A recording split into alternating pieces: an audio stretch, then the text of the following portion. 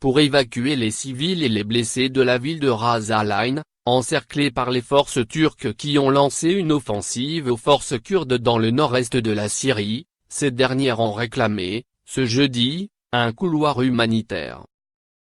Jeudi, l'armée turque et ses supplétifs syriens ont avancé dans Ras Al-Ain dans le cadre de l'offensive lancée le 9 octobre contre la milice kurde des Unités de protection du peuple, IP, d'après l'OSD.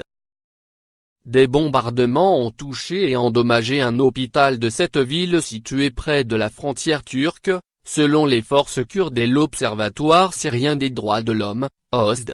Le personnel médical est encerclé dans l'établissement, a indiqué l'Observatoire. De nombreux civils se trouvent encerclés dans la ville, a rapporté dans un communiqué l'administration semi-autonome kurde, affirmant que les convois médicaux sont la cible de bombardements systématiques.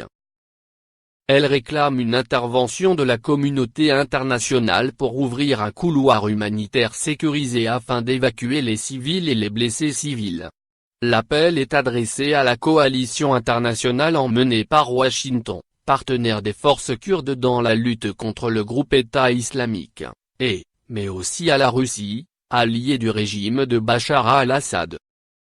Lâchés par Washington qui a retiré ses troupes du nord syrien, les combattants kurdes ont perdu une longue bande frontalière de 120 km depuis le 9 octobre, et appelé à la rescousse le régime syrien qui a déployé des troupes dans plusieurs secteurs notamment au sud de Ras Al-Ain.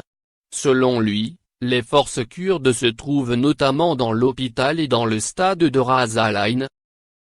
Les forces démocratiques syriennes, FDS, dominées par les IB, opposent une résistance acharnée à Ras Al-Ain, grâce à un réseau de tunnels, tranchées et remblais.